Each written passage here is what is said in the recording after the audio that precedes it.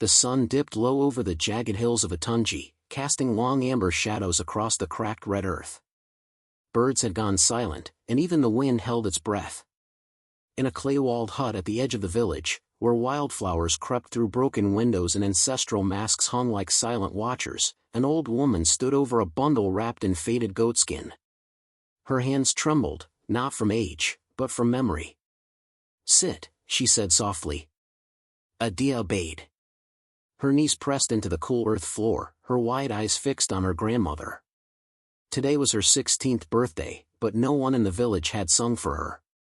No drums. No sweets. Only silence, broken by the crows and the scent of burning herbs in this tiny, forgotten room. The old woman knelt across from her, eyes dark as storm clouds. She untied the bundle and revealed a coiled string of beads, each one shaped like a droplet of flame, flickering with a shimmer that had no source. "These belong to my mother's mother," she said, lifting them with reverence. "They are not to be worn lightly." Adia reached out without thinking. The beads felt strangely warm against her fingers. She raised them to her neck, but her grandmother held up a hand. No, her voice cracked like dry wood. "You must understand. These are not ornaments. They are memory. They carry fire. They are only passed to those born of the flame crown." Adia blinked. "But I'm just—" "You're not just anything," the old woman interrupted. "You are of the line. Though the world forgot, the blood never did." Silence filled the hut. Outside, the wind stirred. Adia slowly brought the beads to her neck and fastened them. At first, nothing happened. Then, a sharp heat shot down her collarbone. Her back arched, and she cried out. The pain wasn't sharp like a wound, it was deep, alive, crawling like liquid fire beneath her skin. She clutched at her throat, eyes wide with panic. But she didn't take them off. The old woman didn't move to help. Her breath caught in her throat, her eyes locked on Adia's face as glowing red lines, thin as spider silk, etched themselves along the girl's collarbone and shoulders, as though invisible hands were writing on her flesh. Adia gasped, sweat breaking across her brow. Her arms trembled. Still, she didn't take them off. When the light faded and the heat settled into a dull, constant hum, she opened her eyes. What was that?" Her grandmother stared at her, hands to her mouth. A tear slipped down the woman's weathered cheek, not from fear, but from something deeper. Recognition. Awe. "The fire," she whispered. "The fire has chosen you." Adia touched the beads. They no longer burned. Now they pulsed gently, like a second heartbeat. "But why me?" The old woman didn't answer immediately. She reached forward and placed a hand over Adia's chest, just above where the beads rested. "You carry more than your name," she said. "You carry what the world tried to erase." Adia looked down at the glowing sigils slowly fading into her skin. They didn't vanish completely. They shimmered faintly, buried beneath the surface. Are they magic? They are truth. The air seemed to shift. Outside, a gust of hot wind blew against the hut. Somewhere in the distance, a bird let out a cry that sounded too much like a warning. The old woman stood. Her shadow fell across Adia like a cloak. "These are not heirlooms, child," she said. "They are a seal.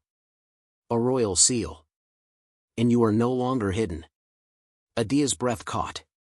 The room felt smaller now, the world suddenly too large. "Sleep with them on," her grandmother added as she turned away. "Tomorrow, everything will begin." And in the stillness that followed, Adia sat alone in the firelight, her skin still warm, her blood humming with something older than time. ChatGPT said. The night passed in uneasy silence. Adia slept with the beads still fastened around her neck, their slow pulsing rhythm matching her heartbeat. Dreams came in broken fragments, fire dancing over water, a woman with a burning crown, a child wailing beneath a blood-orange sky. When she awoke, the morning light slanted through the holes in the roof, bathing her in pale gold. Her body felt strange, charged, as though her blood had thickened with heat. She sat up slowly and pulled her sleeping cloth away from her shoulder. Her breath caught.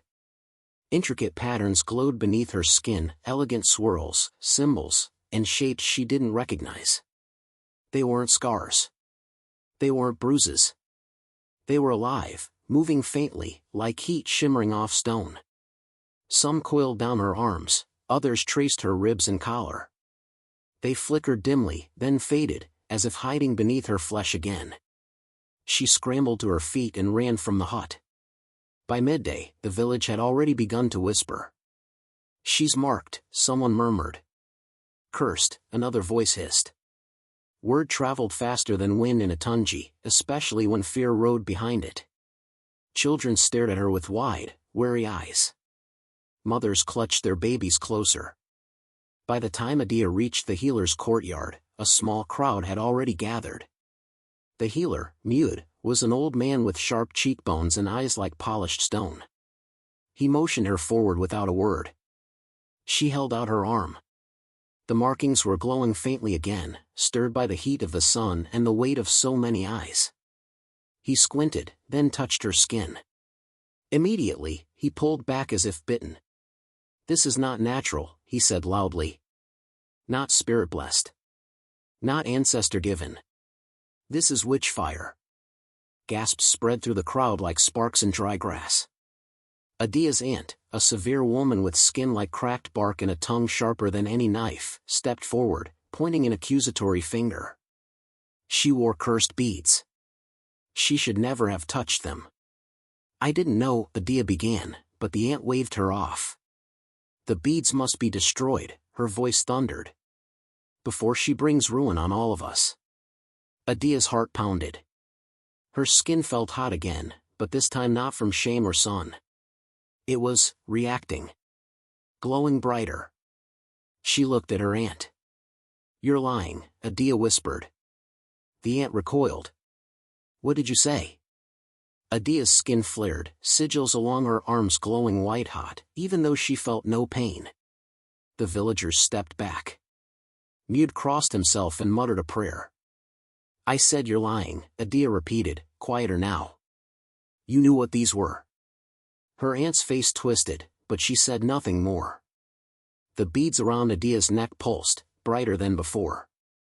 A hand grabbed her wrist and yanked her away from the gathering crowd.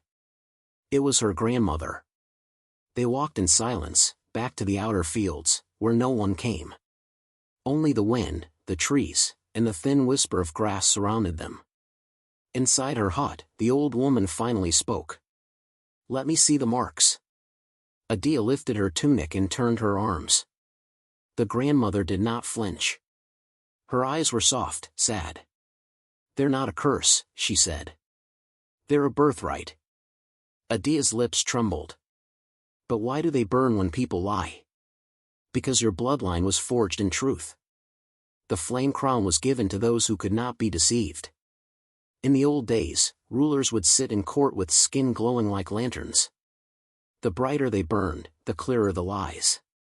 Adia sat slowly on the floor, hands trembling in her lap. "My mother died scrubbing floors for coin," she whispered. "She was a servant. We were nobodies." No, her grandmother knelt beside her. She was the last ember of a dying fire. "When she died, I thought the line had ended. But then you were born, silent, watching everything. When you turned 16, I prayed. And the fire answered." "But I don't feel royal," Adia muttered.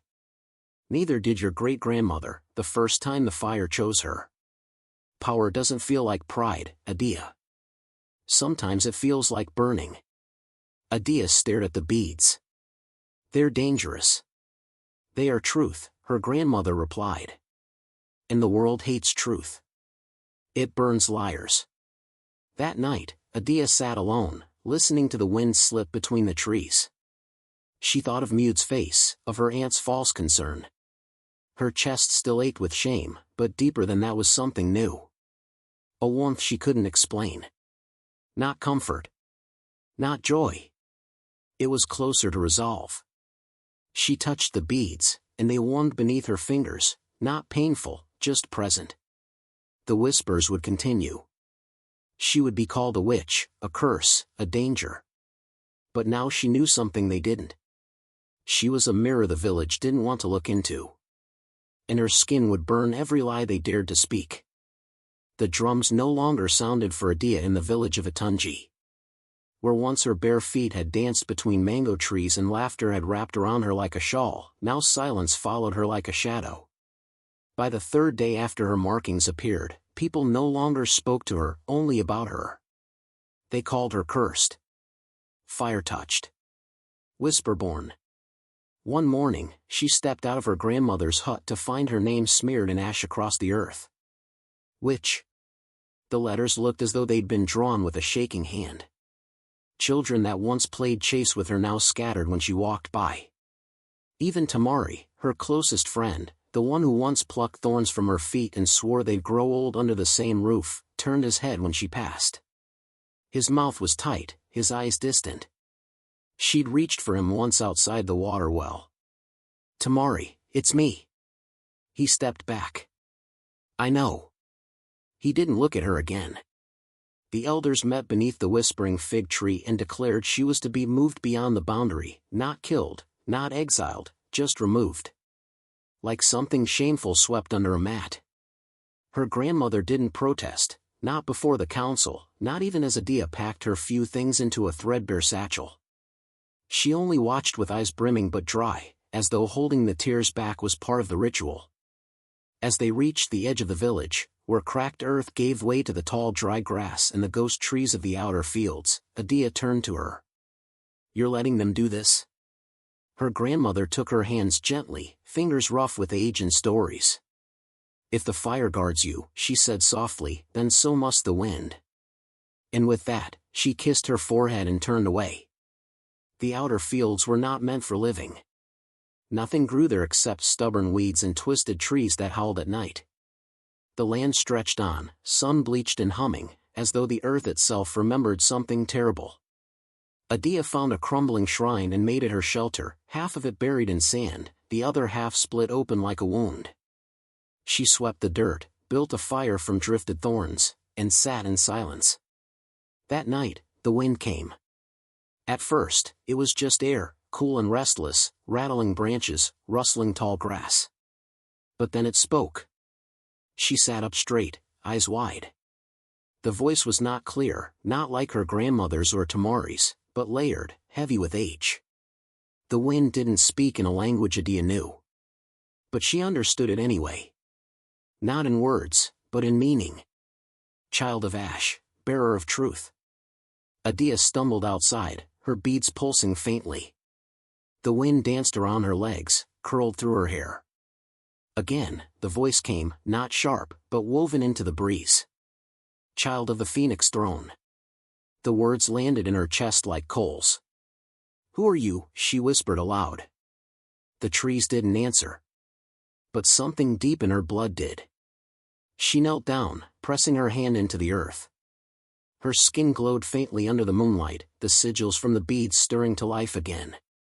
Her bones hummed with heat, though no fire burned near. Each night, the voice returned, sometimes murmuring forgotten songs, sometimes naming names she'd never heard, yet knew. Nasira. Kobin. The Flame Walkers. The Betrayal. Each word unlocked something buried. She saw visions in her dreams now, stone temples swallowed by sand, women crowned with fire, a throne of obsidian and molten gold. She began speaking back to the wind in the same tongue, unsure if it was madness or memory. One morning, she woke to find shapes drawn in the dirt around her shrine, spirals and sigils matching the ones on her body. Not written by her hand. She no longer feared the outer fields. She feared the villagers more. One afternoon, she heard giggling behind the trees. Then came the stones. The first hit her shoulder. The second grazed her cheek. She turned and saw 3 children crouching in the brush, one holding a small pile of rocks. Witch, one of them shouted. Why don't you burn?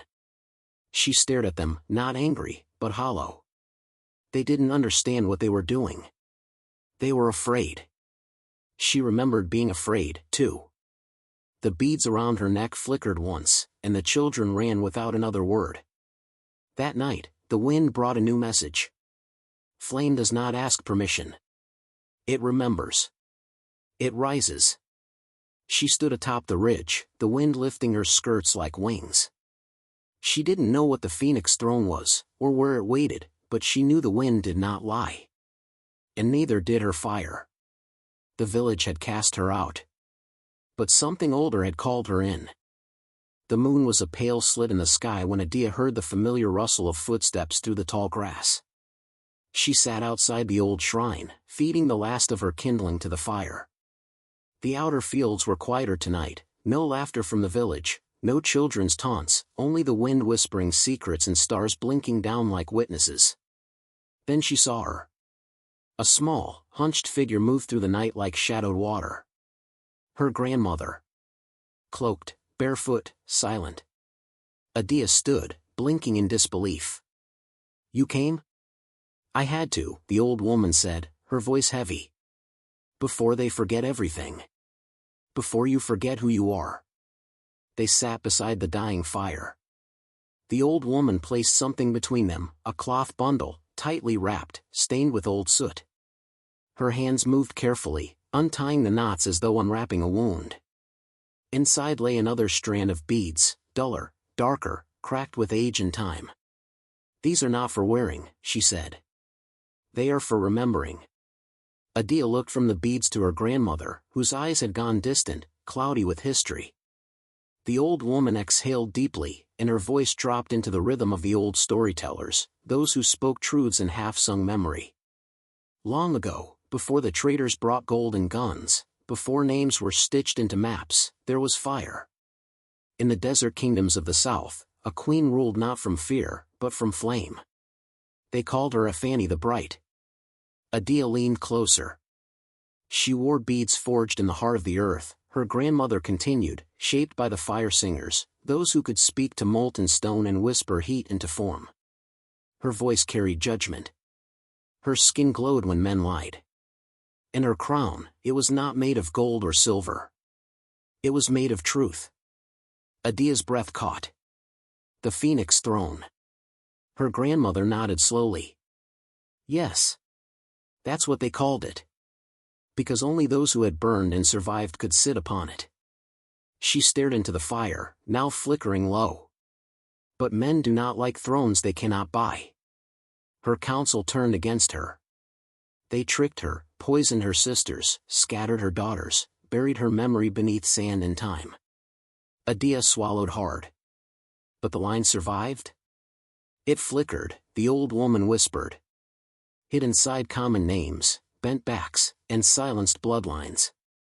Your great-grandmother was born in a salt village. No one knew. She wore her fire quietly. Your mother too. She married a kind man with hands always blackened by coal. They were simple people. Adia's heart twisted. My father? Her grandmother paused. He lives. He was taken from you when you were still clinging to his tunic.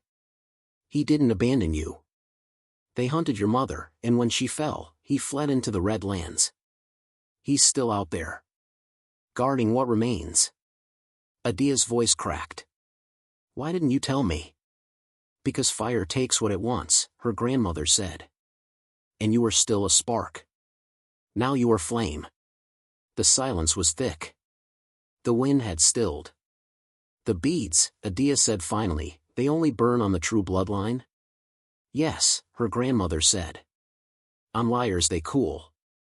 On thieves they crack. But on those chosen by Afani's fire, they burn until the skin remembers. Adia touched her own beads, now resting against her collar like living coal. Her chest rose and fell with something too big to be breath, something between grief and awakening. They killed my mother, she whispered. Yes, her grandmother said. The current queen knew what she was. She feared your mother would rise, and the people would follow. Adia closed her eyes. And now she fears me. Her grandmother didn't deny it. You said my father guards something, Adia said. What? An ancient vault. hidden far beyond the Red Valley. It holds the last relics of the Flame Queen, the Phoenix Sigil, the Book of Oaths, and her ashes. Her ashes? Adia blinked. She was burned, the old woman said, by her betrayers. But she asked for it. She said her soul would return only if her body turned to smoke. The Book of Oaths says the one who carries her ashes can awaken her fire again. Adia's hand went to the beads. Then I'll find him. I'll find my father. I'll open the vault. You will try, her grandmother said gently. But the road is long, and the fire does not protect the foolish. You must listen to the wind, the marks, the voices. Adia met her eyes. I already hear them. Good, the old woman said. Then they have begun. She stood, her joints cracking like dry twigs. I'll be gone by dawn, she said. They'll know I came. And they'll come for you soon. Adia rose too. Will I see you again? Her grandmother smiled faintly. If the fire wills it. Then she leaned forward and kissed Adia's forehead one last time. When you burn, burn with memory, she whispered. That is how the line survives. She turned, vanishing into the darkness. Alone again, Adia stood by the embers, the beads warm against her skin, her heart heavy with a new weight. She was not a girl cast out. She was a daughter of fire. And her throne waited beyond the ash. The night she fled, Adia left behind nothing but her name. No farewell. No fire. Just the hum of the beads around her neck and the wind at her back, whispering as though it had waited her entire life for this journey. The outer fields gave way to thorny brush, then scorched earth, and finally, the border few dared to cross, the beginning of the Deadlands. Stories of the Deadlands haunted every childhood in Atunji. Sand that swallowed men. Shadows that walked without bodies. Water that turned to ash when touched. And above all, the silence. The deep, endless silence that was said to steal one's name from their soul. Adia stepped into it alone. At first, the wind guided her gently, curling around her ankles, tugging her shawl, always nudging her east. The beads warmed with every step, never burning, just pulsing with quiet direction. When she wandered too far north, they cooled. When she moved west, they dimmed. East was the path. East through a land that changed with every hour. By the second day, the world stopped behaving. A tree appeared in the middle of a salt flat, blooming with glass fruit that tinkled like bells. When she blinked, it vanished. Later, she walked toward what she thought was a distant spring, only to step into a pit of burning sand that scalded her feet. Still, she walked. Her skin darkened, cracked. Her lips split. The sun no longer felt like warmth, it was weight. Then came the illusions. On the fourth night, Adia saw her mother. Standing beside a dune, bathed in moonlight, smiling. Come home, the woman said, reaching out. Adia almost moved. But the beads suddenly burned white-hot. Her skin flared in warning. She clenched her fists. You are not my mother, she hissed. The figure wavered, turned to ash, and dissolved into the wind. More illusions followed, her grandmother crying for help, Tamari bleeding beneath a dying tree, even Adia's younger self asking to be held. The beads always burned when the lies came. They became her compass and her weapon. She stopped eating. Stopped sleeping. She moved like fire, slow, searing, relentless. Finally, after what felt like 1,000 lifetimes in sand and silence, she saw it. Atop a sun-bleached plateau stood a jagged ruin half buried in shifting dunes. Its towers leaned like broken spears, and what remained of its walls glistened faintly with volcanic glass. Wind howled through its hollow halls. She climbed. The stones beneath her hands were hot. Not from the sun, but from something deeper, something alive. Inside, the palace breathed with silence. Blackened murals lined the corridors, images of women cloaked in flame, of cities drowned in heat, of a crowned figure walking barefoot over coals. At the far end of a shattered great hall, a man stood barefoot in the dust, eyes closed, palms facing skyward. He was tall, thin, and cloaked in scorched linen. His skin shimmered with the same markings that lived beneath Adia's. Faint red sigils, swirls of heat and power etched into flesh. His beard was short, streaked with gray. And his eyes. They opened when she entered. They glowed. Her breath caught in her chest. "Father?" Her voice cracked. The man frowned slightly. "You speak as though you know me." Adia stepped forward. "You are Jelani, son of Amai, husband to Leona. I am Adia, your daughter." His face didn't change. "Leona is dead." "Yes," Adia said. "They killed her. And you ran." The silence between them stretched, thick as molten stone. He studied her carefully. "The beads chose you?" She nodded. "They burned me." He walked slowly toward her, stopping just before they touched. The air between them shimmered with tension. He reached out and touched the beads, just once. They flared. Light shot from the sigils on her skin and echoed through his. For a moment, the hall filled with ancient light. Then it faded. He pulled back. "Still," he said softly, "I do not remember you." Adia's heart clenched. "They took her memory from you," she whispered. He looked past her now, toward the crumbled archways. "When I fled, I was chased by hunters of the Queen. They poisoned my mind to break the vault's key. I forgot her. I forgot myself. But the vault. I remembered it." Adia fought tears. "You are my father. I don't need you to remember. I just need you to know I came." He finally looked at her, truly looked, and something softened. "You crossed the Deadlands?" "Yes." "You faced the mirages?" "I burned through them."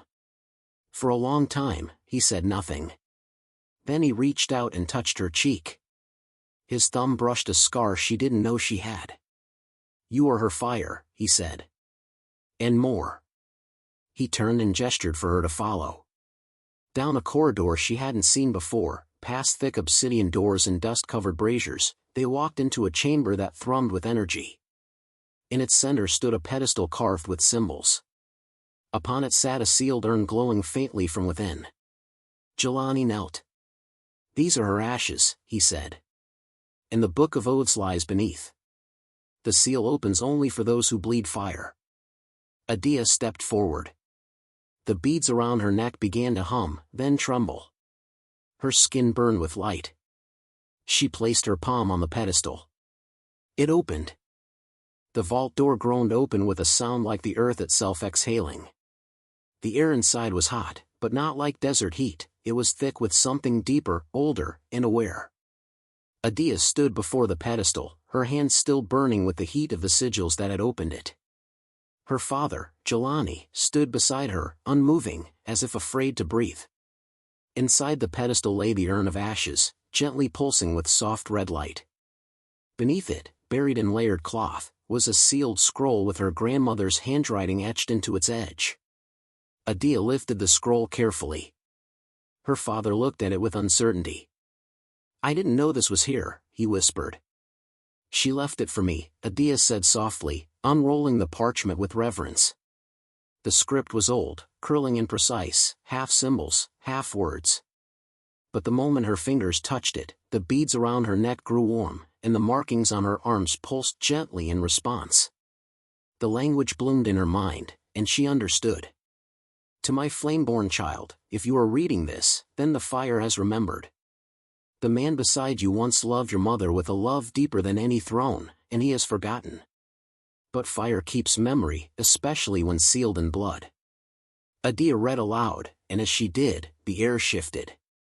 The beads began to glow steadily, responding to each word. Jelani flinched, his hand going to his temple. "Adia," he muttered. What's happening?" She continued. "Place the ashes between you. Speak her name. Let the flame hear it again." Adia knelt, taking the urn with trembling hands. She set it down gently between them on the smooth stone floor. Then, with a voice full of trembling and longing, she said, "Leona." The urn pulsed once. The heat in the room intensified. Jelani staggered back. "Her name," he whispered. "Her name." Adia reached for his hands. "Say it." "Leona," he said, his voice breaking. "Leona, Leona, Leona." The light from the urn exploded upward into a beam, enveloping both of them in crimson fire.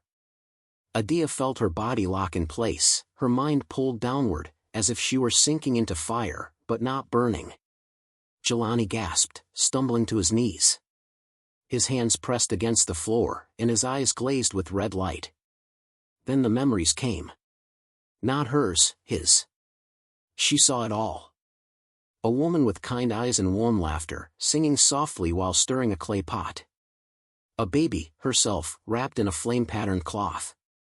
Nights filled with dancing embers, soft touches, and whispered vows. Then, darkness. A palace. Swords drawn. Screams. Leona standing between two guards, her hair shorn, her beads ripped from her neck. "She's the last," a voice screamed. "Take her heart. The throne will not rise again." Adia's breath hitched. Another flash, a ritual chamber, cold and black. Magic crackling unnaturally. A crown of fire placed not on Leona's head, but absorbed into another woman. The queen. But it was wrong. The fire recoiled. It didn't belong to her. To keep it from fading, she split Leona's soul, binding part of it to herself. An anchor. Jelani, wounded, dragged from the chamber by loyalists. His memories scorched, his soul sealed. And then, silence. The vision ended as suddenly as it came. Adia gasped, falling back. Jelani was still on his knees, but his eyes were his again. Wet with tears. His hands shook as he reached for her. "Adia," he whispered. "My daughter." She rushed into his arms. They clung to each other beneath the flickering glow of the urn. No words were needed. The fire had returned what time and magic had stolen. "I thought I lost you," he murmured. "I thought I'd lost her." "She's not gone," Adia said. "She's trapped. Inside the queen." He nodded slowly. "That's how she maintains the false fire. She wears Leona's soul like a mask." Adia pulled back. "Then I'll break it." He looked into her eyes. "You cannot face her as you are. But you can learn." From that day, the training began. Every morning before the sun rose, Adia walked barefoot through the obsidian fields behind the palace ruin, learning the practice of ash walking, the technique of moving through fire without fear, where each step required control of breath and heat. By midday, Jelani taught her truth-hearing, how to still the body until every heartbeat around her echoed as clearly as a drum, how to sense tension in a lie, and how to respond with words that caught like fire. In the evenings, they sat before old stone slabs carved with the ancient tongue, where she learned fire speaking, an art that used tone and breath to command heat, shape flame, and awaken hidden truths in others. It was exhausting. Every lesson stripped her raw. But she grew stronger. One night, after a long day of ash walking, she stood on a dune, staring out over the desert. Her skin glowed faintly. The beads had begun to hum even when she wasn't moving, and the wind no longer whispered, it listened. Jelani joined her. "You're readying yourself to burn a kingdom." Adia nodded. "Not to destroy it. To unmask it." He handed her a bundle of folded cloth. "Then wear this. It was your mother's cloak. The last garment she touched before they took her." Adia unfolded it. Red as ember, soft as breath. She wrapped it around her shoulders. And the fire inside her pulsed in answer. The time was near. The queen still sat on the throne, cloaked in stolen magic. But her reckoning was already walking. Barefoot. Through ash. And flame. The sun had not yet risen when Adia stepped back across the boundary of Atunji, her feet bare, her cloak of ember red whispering in the wind. She carried no staff, no sword, no crown.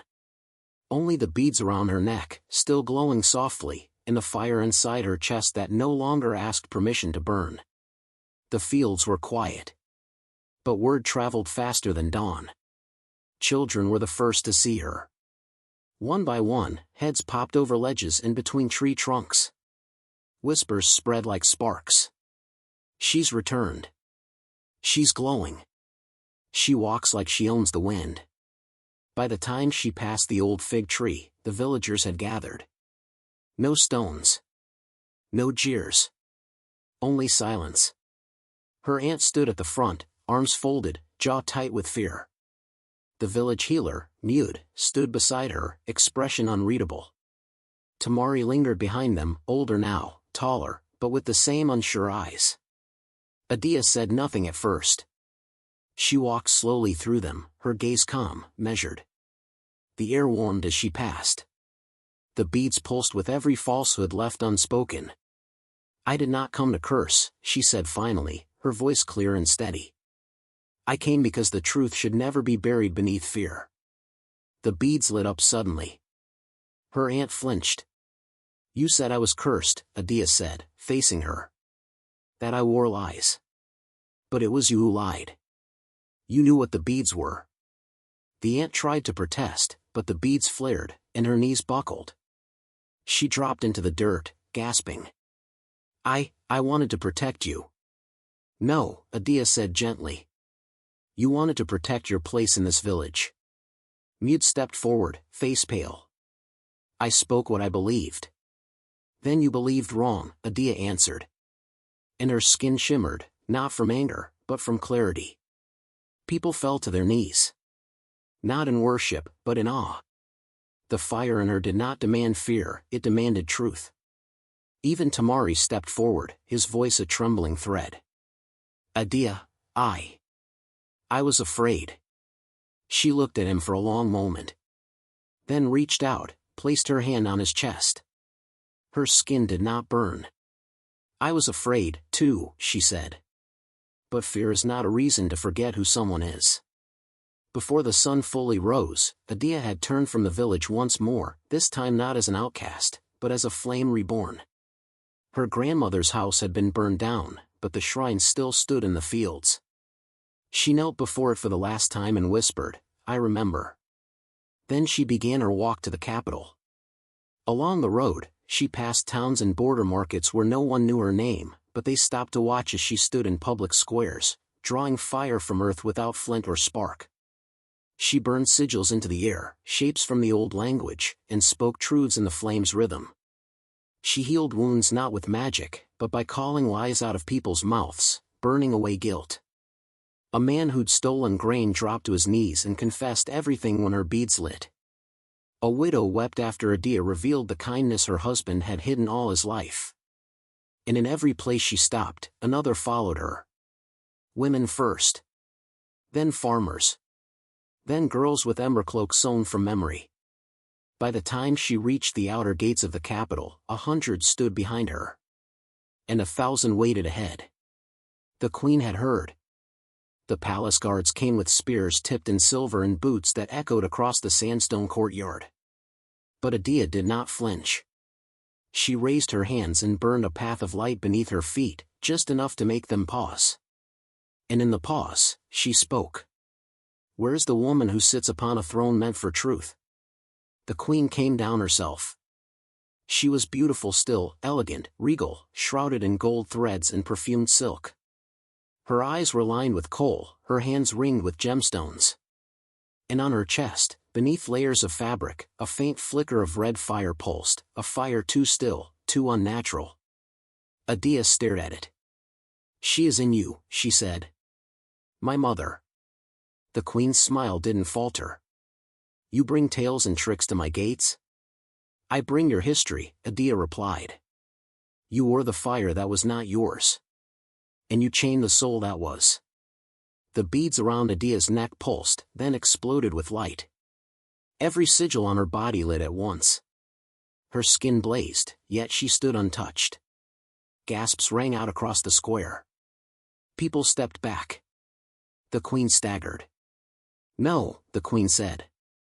"You do not understand. Adia stepped closer. You were her sister in all but blood, she said. You were her friend. You fought beside her. And when the council turned, you chose power. The queen's hands trembled. The fire in her chest flickered wildly. She would have destroyed herself, the queen cried. She was willing to burn the line down. No, Adia said. She was willing to burn herself, to keep the line pure. The beads turned white-hot. The fire in the queen's chest shrieked. A sound that didn't come from flesh or breath, but from soul. A scream. Leona's scream. It split the air and dropped the queen to her knees. The false fire began to pull free from the queen's chest, a long cord of red smoke writhing like a wounded serpent. Adia raised her hands, beads blazing, and called to it. Return to your name. The fire twisted, and flew into Adia's chest. And the queen collapsed, gasping, weeping, not from pain, but from grief.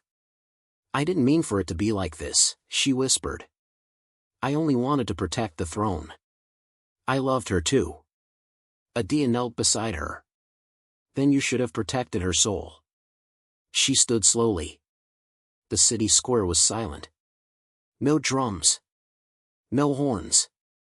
Just wind and fire, and a throne that no longer knew a liar's weight. Adia didn't climb the steps to claim it. She simply turned. And her people followed. They called it the trial of fire and shadow, a rite so old that only the stones remembered its first witness. 3 fires. No heir could be crowned under the phoenix sigil without passing through them, not even in the days of Queen Afani the Bright.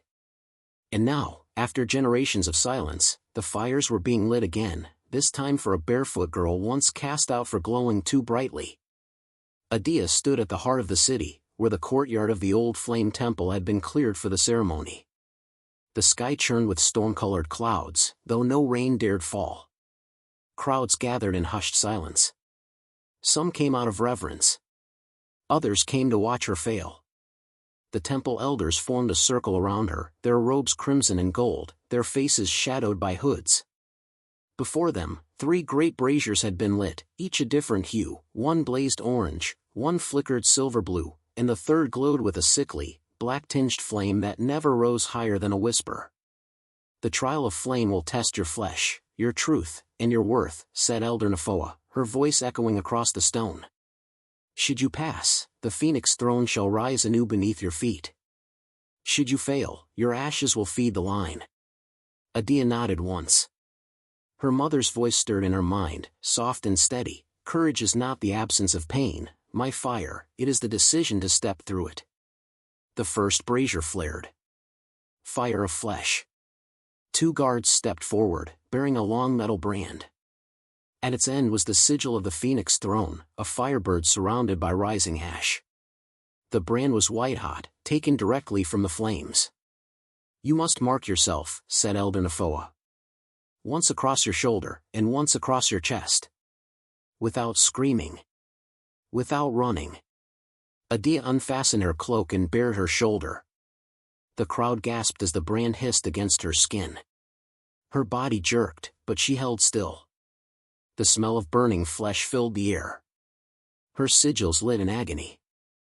Then, the second burn, over her heart. She staggered, fell to her knees, fists clenched so tightly her nails broke the skin.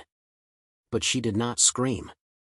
When the guards pulled away, the elders nodded. One trial passed. Fire of truth. The second brazier flared silver blue.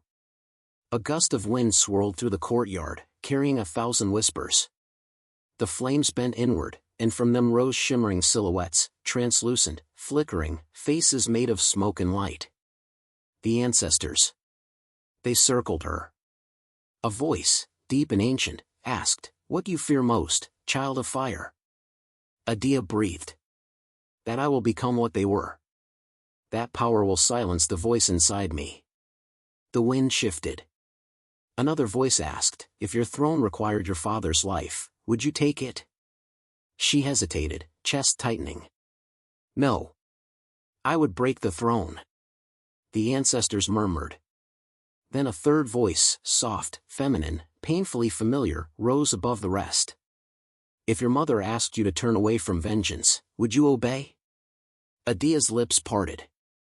Yes, she whispered. If her voice is still in me, then I have not lost her. Silence.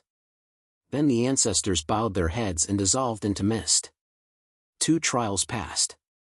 But her skin trembled. Sweat soaked her tunic. The pain from the brands burned like molten iron under her ribs. The final brazier flickered black.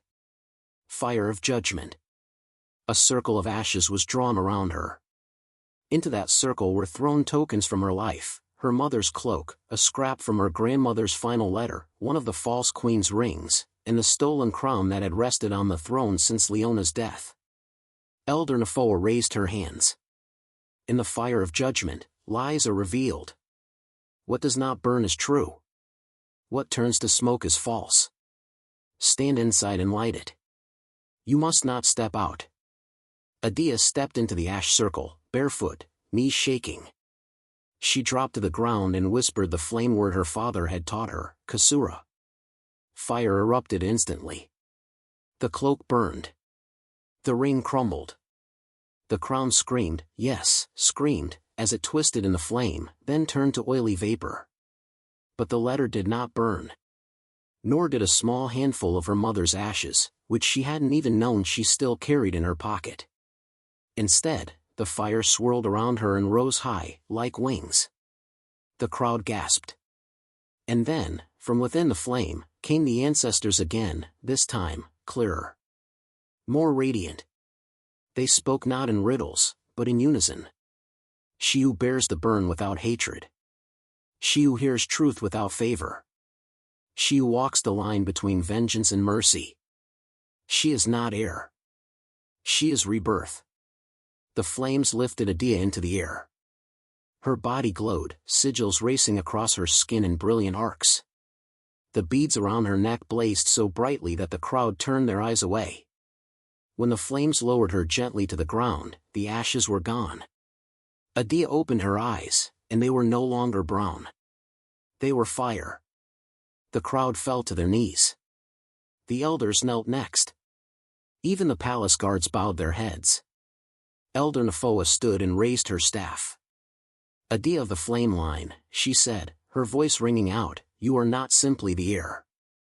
You are the flame queen reborn. Drums thundered from the palace towers. Bells rang across the city. The wind itself seemed to laugh. Adia stood alone in the circle of smoke. But she was no longer the girl from the outer fields. She was the fire returned. The great hall of the Flame Temple was silent as Adia stepped onto the obsidian platform where generations of rulers had once stood, where the phoenix sigil had not been lit in decades. Gold-draped officials, elders, and thousands of her people watched with breath held, faces tilted upward like flowers to sun. The fire that ran through the marble walls flickered gently, not roaring in dominance but dancing with anticipation. She wore no jewels. No woven silks or gleaming circlets. Only the red cloak her mother had once folded with her own hands, and the beads, the ancient, ever-burning beads, resting against her collar like embers of history. Elder Nefoa raised the ceremonial staff. Who speaks for the flame line? She asked. Jelani stepped forward from among the advisors, taller than he had once been, his face steady, marked with age and fire. I do, he said. I speak as her father. And as the flame warden reborn. The crowd murmured with reverence as he bowed before Adia, not as a father to a child, but as a man before a queen. Nefoa turned to Adia. And do you accept the sigil, not to rule by might, but to burn in truth? I do, Adia said, voice unwavering. And I ask no throne that does not also carry the voices of those who cannot sit upon it. Nefoa nodded. The flame accepts. And then, something began to change. The beads around Adia's neck, warm for so long, suddenly flared white-hot. She gasped. The sigils on her arms shimmered, racing up toward her collarbone. Her spine arched as the beads burned brighter, then began to melt, one by one, not with destruction, but with purpose. They didn't fall. They dripped upward, like drops of molten memory, swirling around her head in a ring of light. One final pulse. And then they fused into her skin, forming a glowing crown, not of metal, but of flame, seared directly into her brow. Not to be worn, but to be carried. A gasp echoed through the temple. Even the fire in the walls stilled for a breath. The crown blazed quietly, fierce and beautiful. And for the first time in centuries, the phoenix sigil above the throne burst into full flame. It was done. Adia, daughter of Leona, bearer of fire, was now the Flame Queen. Her first act was not to raise armies. It was to open the dungeons. She walked barefoot through the palace corridors of shadow, her crown illuminating cells lined with silence. One by one, she freed the truthsayers and whisperers who had dared speak against the false queen, healers, poets, firewalkers, and orphan children accused of carrying strange dreams. You are not forgotten, she told each of them. Your names are written in the ash, and the ash has spoken. Some wept. Others touched her hands. Many simply stared in awe. Jelani, now seated beside her in the flame hall, became her closest counsel. He trained young guardians in truth listening and watched over the old texts with careful eyes. And though he had once forgotten, he now remembered every word of Leona's lullabies. Which is why, days later, when Adia stood alone in her chambers, it undid her completely. The final bead, the last one that had not burned or cracked, sat untouched on the stone table beside her. She had found it in her cloak lining after the coronation. Not melted. Just waiting. Curious, she lifted it. And the world fell away. She was a baby again, no older than a few moons. She lay in her mother's arms, tiny fists curled near her cheeks. And above her, Leona sang. Not with grandeur or power. Just a quiet hum, low, soft, warm. The same melody Adia had heard in wind and dream. But this time, it was full, clear, complete. Little flame, sleep and rise. Ash may fall, but fire flies. When they call, do not fear. Truth will burn and bring you near. The vision ended with a kiss pressed to her forehead, and Leona's voice whispering, "You are the breath of what we could not finish." When Adia came back to herself, she was weeping. But it was not sorrow. It was fulfillment. That night, under the starless sky, she stood on the balcony where the queen once ruled with cold flame. The wind wrapped around her gently, rustling the red cloak. And then, without warning, a soft warmth brushed her cheek. She turned. A shimmer hovered before her, the faint glow of an old woman's spirit. Wrinkled, wise, smiling like sunset. Her grandmother. You did not burn the world, the spirit said. You lit it. Adia stepped forward, breath trembling. Did I do enough? The old woman nodded. Now the bloodline burns through justice, not rage. And that is enough. She faded with the wind. Adia looked out over the sleeping capital. And smiled. The sun hung low in the sky, casting golden light across the courtyard of the Flame Court. It was a place unlike any palace hall or battlefield, a space made for laughter, for questions, for stories. The columns were wrapped in red vines that bloomed with fire-colored petals. The tiled floor bore the swirling sigils of the phoenix line, and bells carved from volcanic stone chimed softly in the breeze. Children filled the space, barefoot, bright-eyed, their hands stained with clay and charcoal. At their necks, each one wore a single bead, handcrafted from red crystal and warm to the touch. Not hot. Not painful. Just warm, like held memory. Queen Adia sat among them, her red cloak folded beneath her knees, her flame crown faintly glowing from within her brow. She had let her hair grow long and unbound, and age had touched her skin only slightly, like the gentle darkening of sun-touched wood. A girl of about 7 sat closest to her, fiddling with her bead as if unsure what it meant. Your Majesty, the girl piped up, her voice small but certain, does fire always hurt? Adia smiled, not a grand queenly smile, but the soft one that folded into her eyes. Only, she said, when you try to forget who you are. The children blinked, unsure. She chuckled gently and leaned forward. Fire isn't just burning. It's remembering. You burn when you lie to yourself. When you try to silence your voice. When you run from the thing inside you that's trying to rise. Another girl, older, raised her hand. But my sister says I talk too much. That's fire, right? Adia laughed softly. Fire is not noise. It's truth. Sometimes truth is quiet. Sometimes truth is loud. But it's never afraid. They nodded, thoughtful. The youngest boy among them poked at the chalk drawing on the ground, a swirling flame that he hadn't quite mastered. I want to glow like you, he mumbled. Like the queen. Adia looked at him warmly. Then speak what you know is true, even when you're scared. That's how it starts. The glow comes after. She didn't speak of her own journey unless asked. She didn't need to. The elders taught the histories now, how the girl cast into exile became the fire that led a kingdom from shadow. How the beads, once tools of burning and secrets, became symbols of clarity and memory.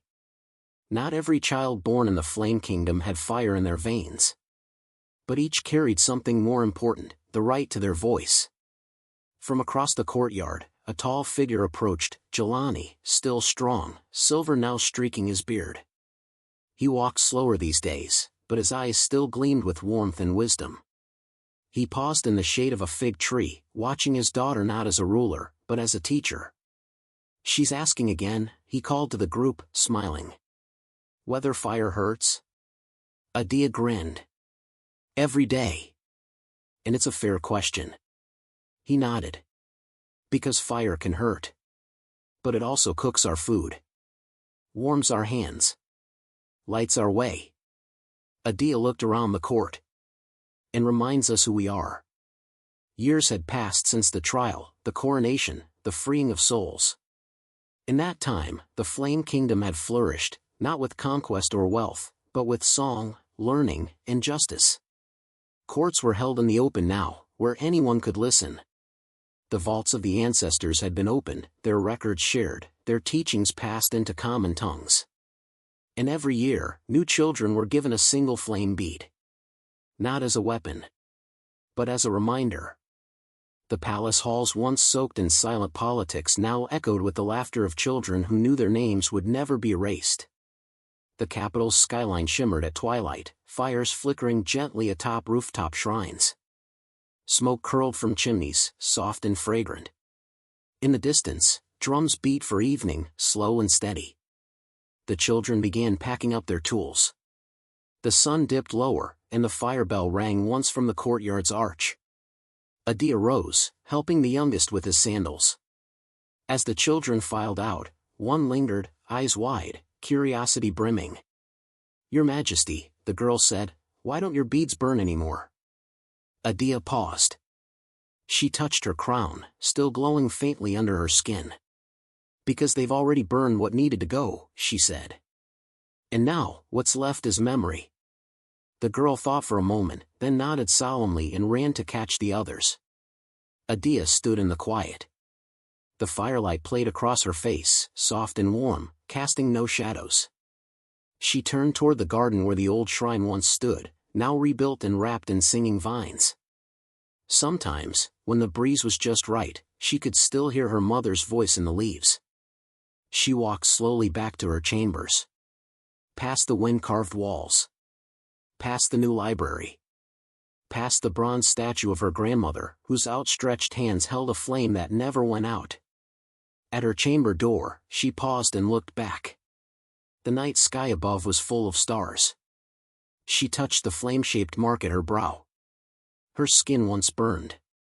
Now, it blazes with memory.